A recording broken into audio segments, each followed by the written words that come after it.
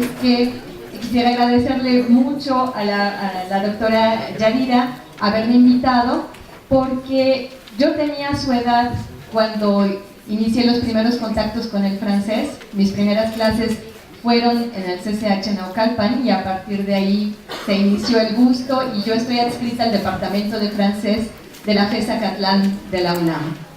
Bueno, sin más empiezo. ¿Comment t'appelles-tu? En introducción quisiera ponerles una canción, es esa canción que tienen en la media carta, que se llama Marcel Le Roger. Es una canción muy viejita, pero van a ver por qué es pertinente al caso. Si se puede pasar, por favor.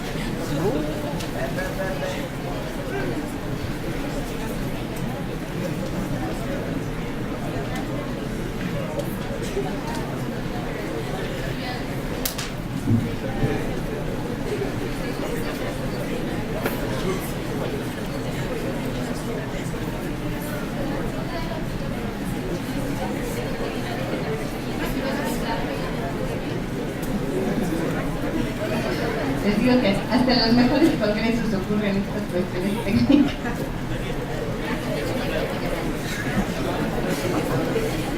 Bueno, si prefieren, empiezo y ya después ponemos la canción. Lo que es interesante es que van a ver que la canción está hecha de puros nombres de pila. Y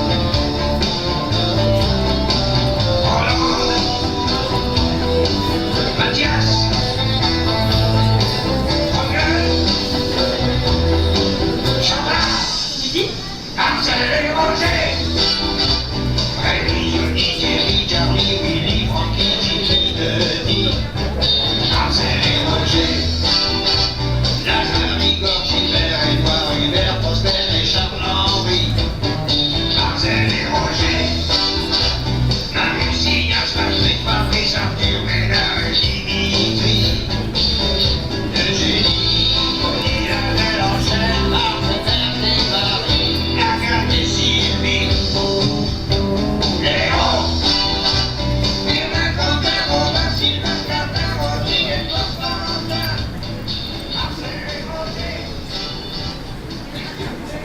Como ven, la canción está llena de personajes que tenemos asociados a ciertos nombres y más en la cultura francesa, en la cultura europea en general.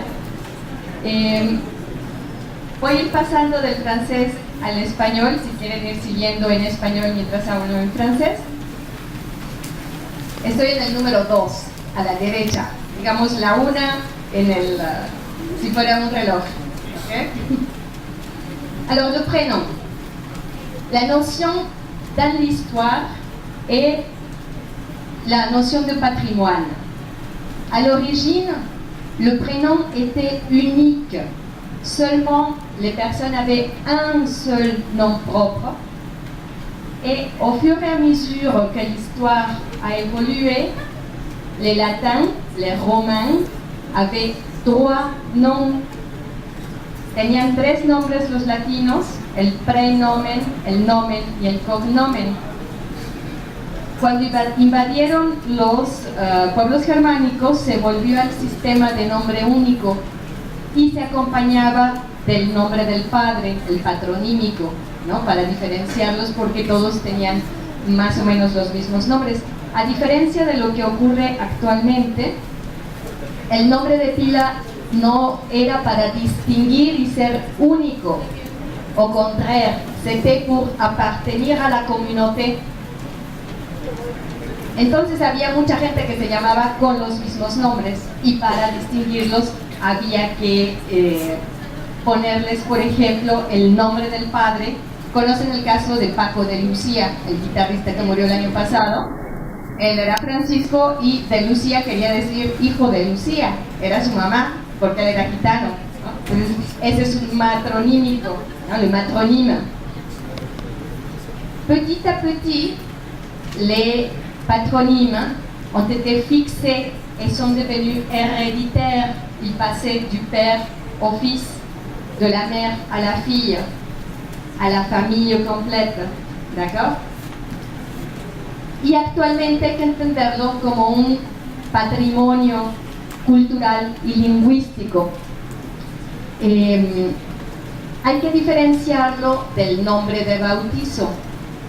C'est clair, le nom de baptême, c'est dans la religion catholique, quand vous naissez, on vous impose à l'église le nom, et traditionnellement, c'est un saint qui va servir de modèle pour la vie de la personne. Por eso era el santo patrono, ¿d'accord? A partir du calendrier. No era una obligación, de hecho no lo es para la Iglesia Católica el que se imponga el nombre de un santo, pero se recomendaba desde el siglo XVI con el Concilio de Trento, que es cuando llegan los españoles también a América. Se recomienda que se ponga al niño bajo la advocación de un santo, que sea su modelo, que sea su guía, o una advocación de la Virgen María. Ça, c'est dans l'histoire. Il existe le modèle traditionnel d'attribution du prénom et le modèle de la mode. Le modèle traditionnel se comporte de 2 volets. D'abord, la transmission directe du prénom du père au fils, de la mère à la fille, ou bien de la grand-mère a la petite fille, du grand-père au petit-fils, ¿no? Saltan una generación en las sociedades tradicionales.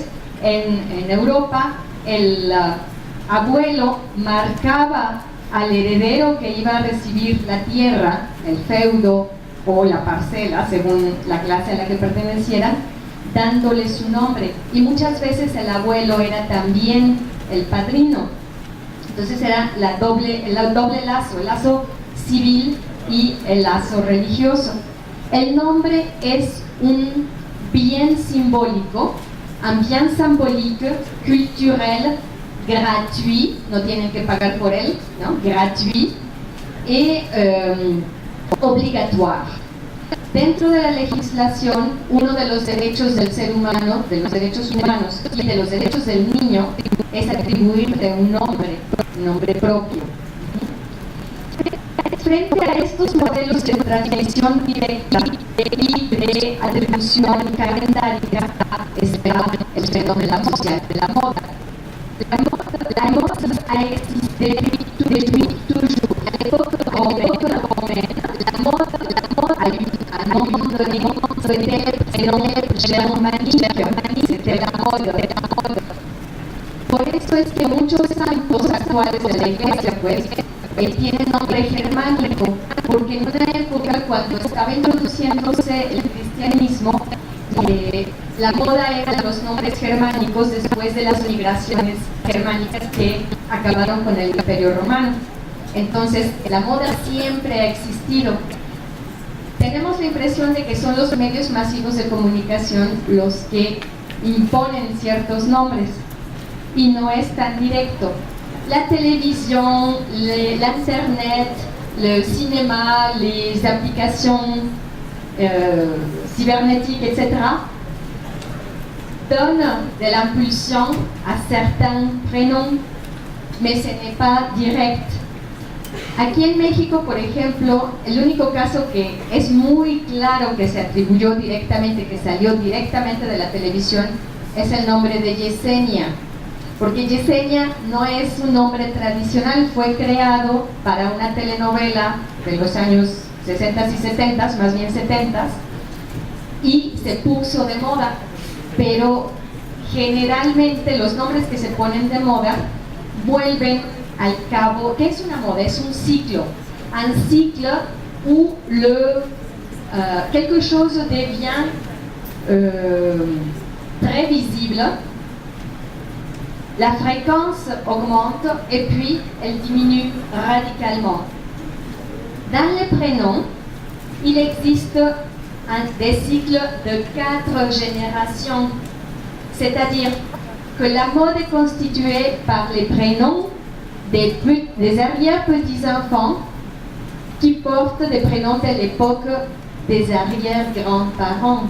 Es decir, que los nombres que se ponen de moda, los nombres de pila, vuelven a la 4ª generación.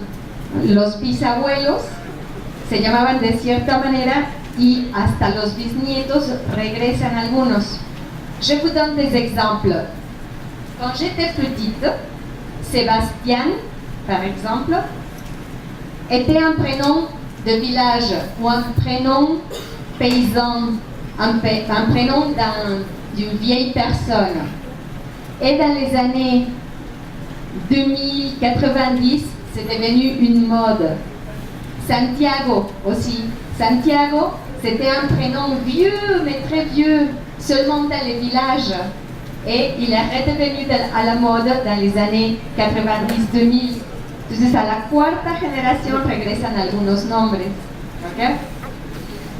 Y son ciclos. Cuando el nombre está muy impulsado por un medio masivo de comunicación, los medios masivos, el pico de frecuencia crece muy rápido en la atribución y luego decae muy fácilmente. Y es muy difícil, mientras más alta sea la frecuencia, más difícil es que regrese a la moda. Pero hay los nombres clásicos, le prénom classique, pensons a Marie, Jean, María, Guadalupe, Juan, José, ces prénoms classiques qui sont au centre du vocabulaire disponible des prénoms, normalement sont toujours présents. Aquí en México se hizo un estudio en los años 70 en donde se revisaron los nombres atribuidos en el sagrario de la Catedral Metropolitana, aquí en el Distrito Federal, desde 1530 por ahí, es decir, principios de la colonia, hasta 1952. Y se ve la evolución como, por ejemplo, para el siglo XIX en México, la moda era atribuir una cadena enorme de nombres de pila, aunque se usara uno en el trato cotidiano. Era como poner al niño bajo la protección de todos los santos a los cuales era devoto la familia, ¿no? O le parrain o la marraine. Y poco a poco se volvieron hacia los nombres dobles o los nombres simples, ¿no? Y muchas veces no son nombres no son nombres compuestos. Es muy diferente un nombre doble de un nombre compuesto. Ya me estoy saltando a otro número, el número 9, pero no importa. Un nombre simple es muy claro. C'est une seule pièce lexicale. Un nom composé, il a deux formants, tiene dos formantes, como en las palabras compuestas, ¿no? Y generalmente para la tradición hispánica es María, ¿no? Y José. En la tradición francesa también son Marie y Jean, no José, sino Jean, Juan. Y el segundo nombre. Muchas veces es un nombre compuesto cuando se trata de una advocación de la Virgen María, ¿no? María de los Ángeles, María del Rosario, etcétera, etcétera. Mais parfois, les composés sont faits d'autres prénoms qui n'évoquent pas la Sainte Vierge Marie. Par exemple, Marie-Christine ou Marie-Paul. No es una advocación de la Virgen, ¿no? Ni es una santa. En cambio, Marie-Magdalene, oui, ¿no? María Magdalena la tenemos también en español. Entonces hay que diferenciar esos que sí son nombres compuestos de nombres como el mío, Yolanda Guillermina, que no es un compuesto, es una juxtaposición de dos nombres. Je suis la preuve vivante de ma génération. En los años 60, cuando yo nací, estaba de moda la transmisión directa de padres a hijos. Si yo me llamo Yolanda, c'est parce que ma mère s'appelle déjà Yolanda, et Guillermina parce que mon père s'appelle déjà Guillermo. D'accord? Alors, mais ce n'est pas un composé, d'accord? Ce sont deux pièces différentes juxtaposées, en juxtaposition. Bon. Maintenant, me salto al número 4, la distribución par grupos sociaux. Es muy interesante observar cómo cuando uno ve los factores sociolingüísticos que intervienen en la atribución de un nombre de pila, porque muchas veces uno se pregunta, bueno, ¿qué tiene uno que decir acerca del nombre de pila? Me acuerdo que una vez cuando explicaba el tema de mi tesis de doctorado, me decían, no, ¿y qué tiene uno que decir sobre el nombre de pila? Tiene que haber gente para todo, ¿no? Como hay barrenderos y hay... O sea, la gente no se da cuenta de lo importante que es el nombre de pila, porque on commence à savoir qui on est, à créer la propre identité a partir de son propre prénom. Se sabe quién es uno por cómo lo llaman a uno. Por eso se llama la ponencia ¿Cómo tu t'appelles? ¿No? Y en realidad no es cómo me llamo yo, es cómo me llaman los demás. Uno ve estos modelos de atribución, les digo, el modèle traditionnel de transmission familiale et le modèle par le calendrier religieux, etc. Et le phénomène social de la mode. Pero cuando uno ve la distribución social, vamos a ver cómo los extremos, por ejemplo, los campesinos y las élites, la gente que antes en Europa era la nobleza, o ahora la burguesía, la alta burguesía, o los que llaman cadre supérieur, es decir, los grandes ejecutivos, etc. Esos dos extremos de la escala social, digamos, se tocan. Precisamente porque en el lado de las élites, les gens veulent se distinguer, ¿no? No llamarse como todos los demás, pero al mismo tiempo tienen nombres que son muy tradicionales, más en la nobleza, nombres muy tradicionales que han estado en la familia desde hace siglos. Y los campesinos siguen muy al pie de la letra el atribuir los nombres según el calendario. Entonces de pronto salen nombres que consideraríamos très exóticos, muy exóticos, pero que en realidad son nombres que están en la tradición y que también pueden aparecer en las capas más altas, y desde ahí se va distribuyendo al resto de la población. Actualmente hay tendencias que son nacionales e internacionales, ¿no? Cuando uno piensa, por ejemplo, en Europa actualmente, donde hay una gran migración,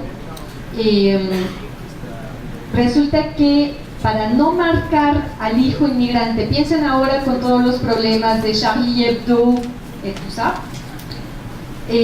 si uno le da, uno es inmigrante, supongamos que venimos de Marruecos y nos instalamos en Francia y tenemos hijos, y allí, si a mi hijo, a mi hija le pongo Fátima, va a quedar inmediatamente marcada como musulmana. Si le pongo un nombre más neutro como Sara, que existe en francés, Sarah, que es un nombre judío también bíblico, tradicional, cristiano, entonces también, por estar en la tradición, ¿no?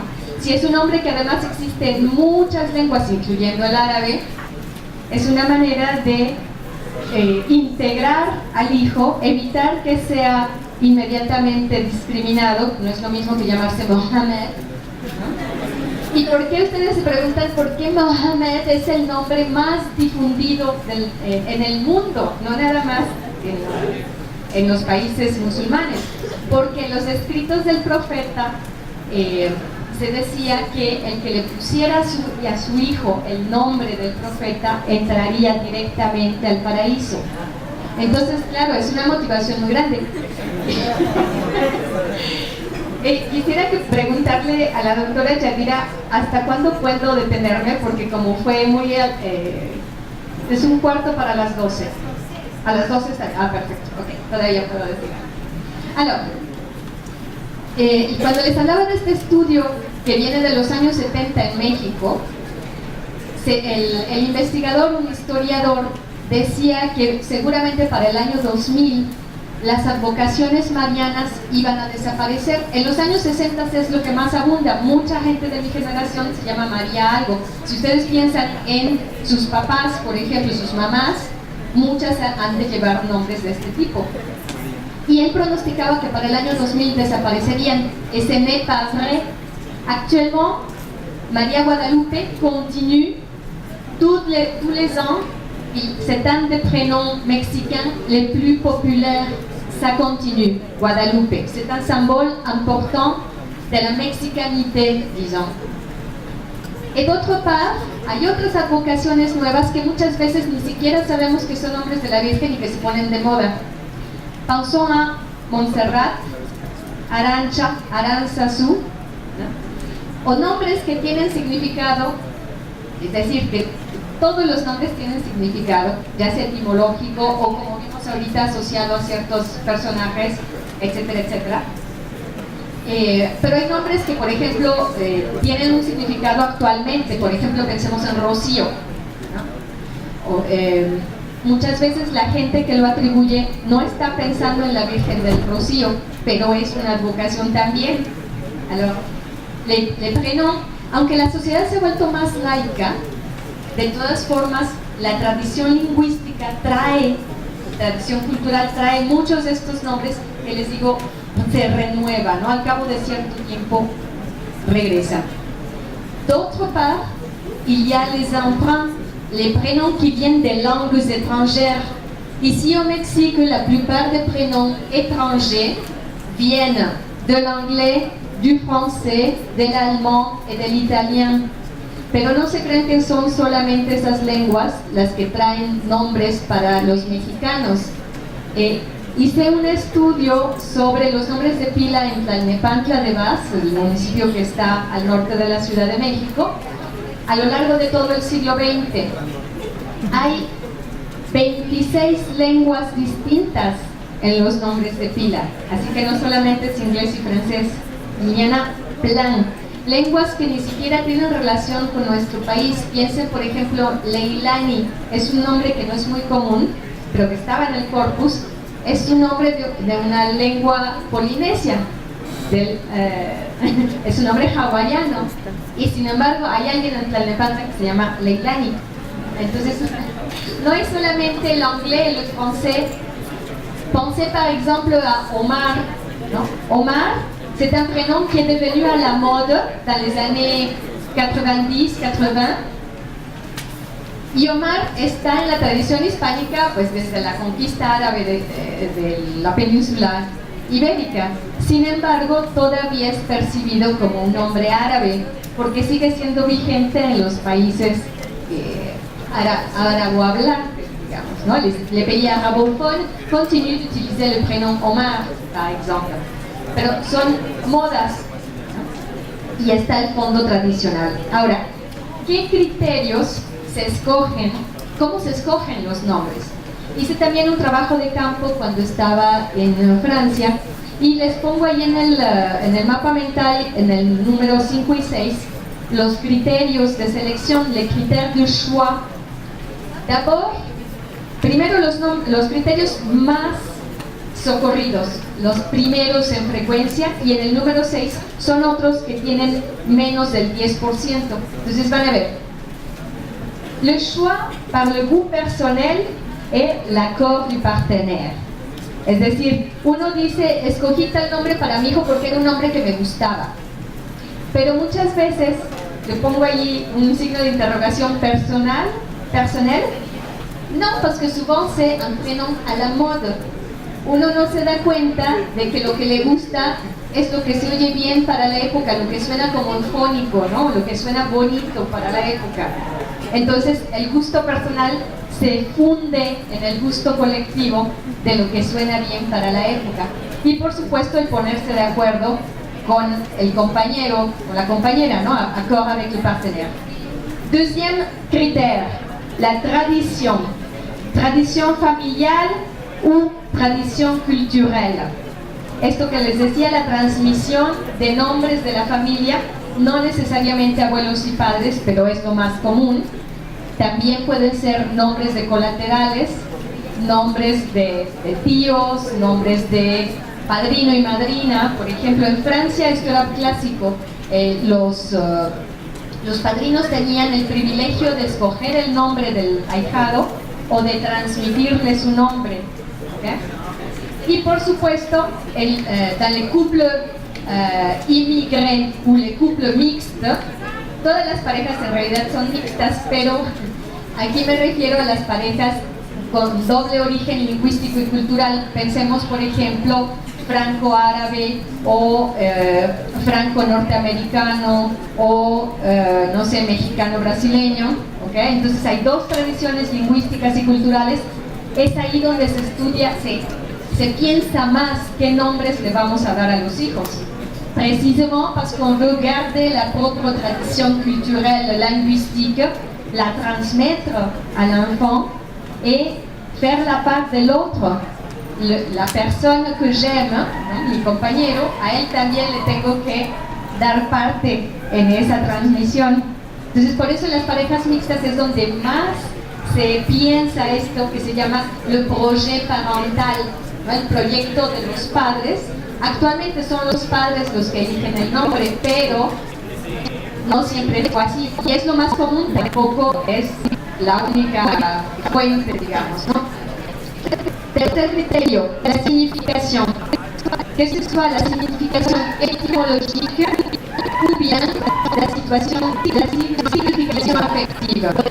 Por ejemplo, una persona de decir que sobremos a Julien de Julien porque se oye bien la Julien.